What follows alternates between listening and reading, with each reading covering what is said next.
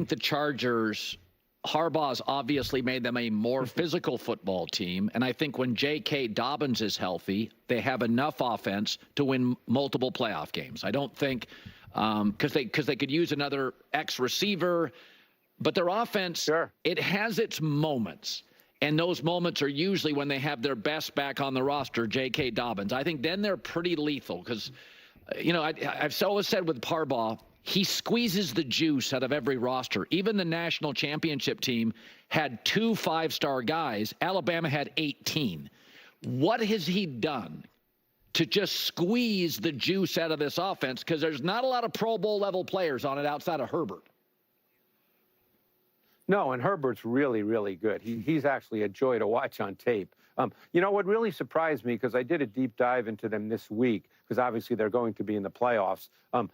People might be surprised that 75% of his dropbacks this year have actually come with 3 wide receivers on the field. Because I think there's a sense that now playing with this Scott Matlock, the converted defensive end who essentially is their fullback, Yeah. I think there's a sense that this is a team that just lines up with big people and they come after you and they knock you down. They play physically, which they do, by the way.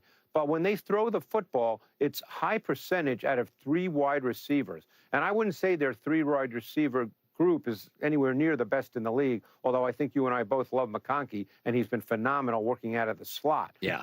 But when they throw the ball, they throw out of 3 wide receivers. They push it down the field.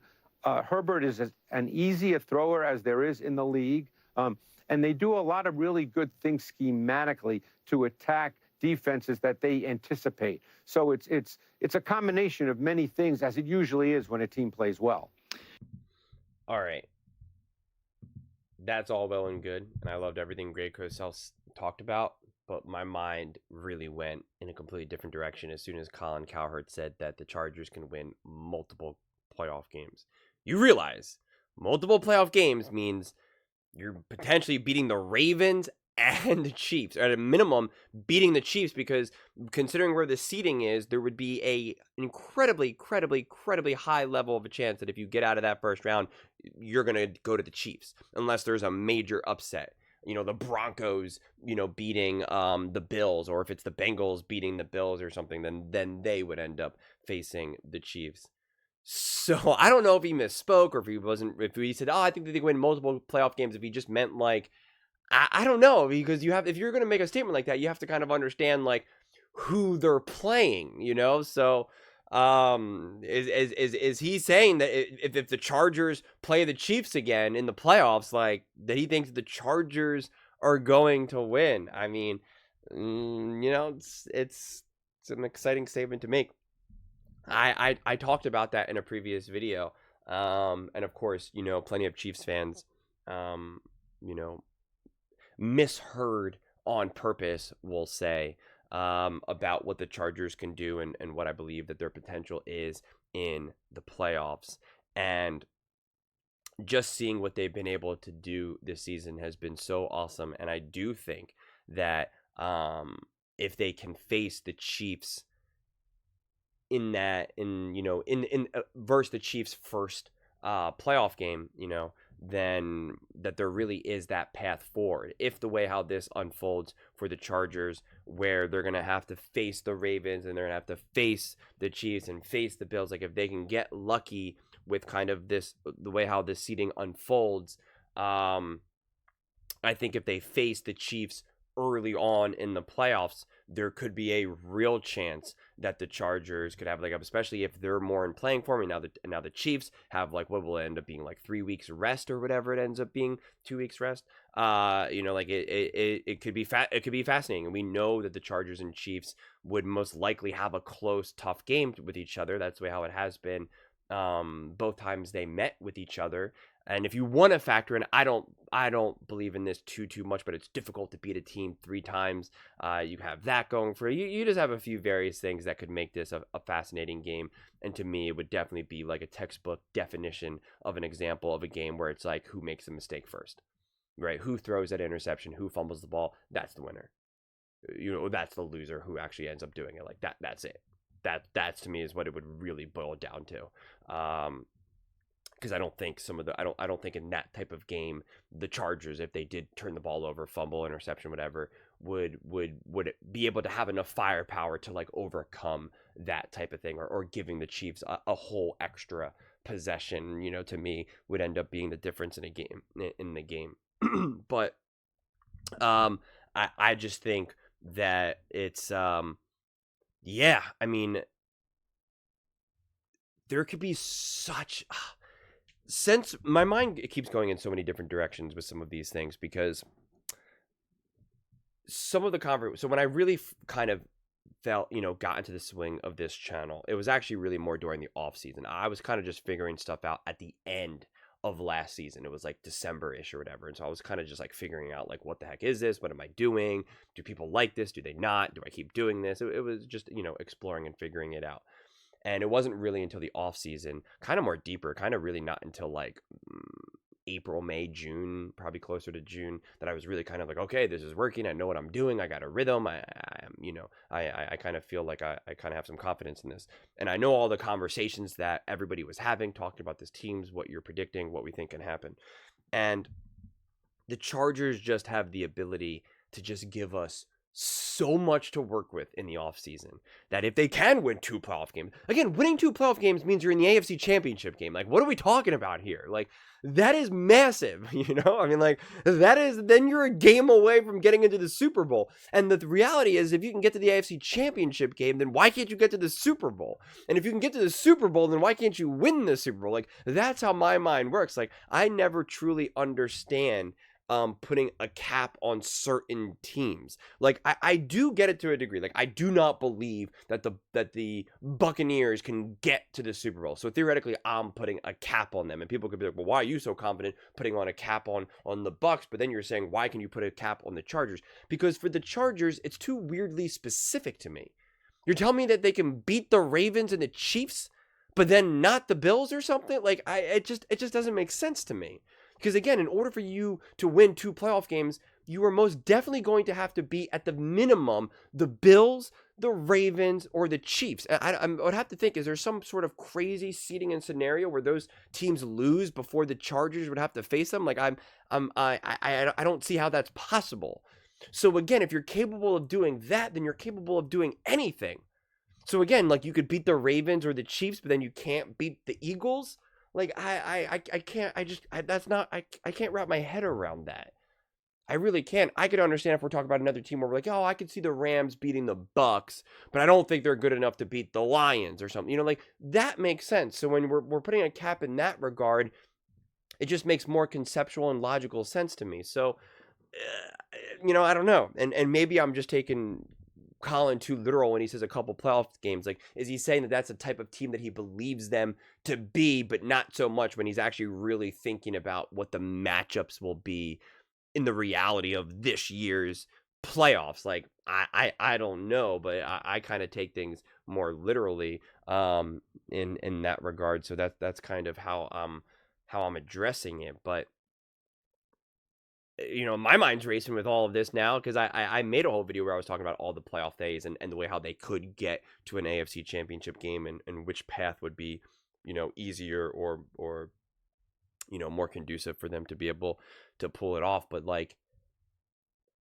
if they were faced, and I hope to, again, I have so many different matchups that I want to see. Honestly, I want to see the Ravens play the Chiefs in that first round, in the divisional round, after the wild card round. I want to see the Chargers versus the Ravens as well, the Chargers versus the Chiefs. Like, that's what I keep talking about. Like, there's just so many different matchups that I really, really want to see, and we're not going to be able to see them all, but there is 2 pretty amazing storylines that would just shock the NFL offseason. One, it would be the Ravens beating the Chiefs, not in the AFC Championship game. I mean, that would be exciting too, but I think it would be even more exciting if the Ravens beat the Chiefs in the Chiefs' first playoff game, because it's just being like, you don't even get to win a playoff game. You don't even get to win a playoff game. And that's like kind of them. That's Lamar Jackson stamping that, putting a stamp on saying it's over. Your reign is over. You're done. Stop. You had your Super Bowls. You had your wins. That's awesome. Now, if you have to go through us, you can't even win a playoff game. We're not, we're in the AFC Championship game now, not you, right? That sends a great message. And obviously, if the Chiefs beat the Ravens, it's like, hey, little bro, that was so cute that you thought you had a chance to beat us. Better luck next year. That's a narrative that we've already heard a million times. That's why I'm looking at it from the different direction. And then with the Chargers, if the Chargers beat the Chiefs in the playoffs, that's being like, we are no longer little bro. We are no longer little bro. This division, you running this division for years, is over. Not only did we, do we think that we're now going to beat you for division titles, but we just beat you in the playoffs.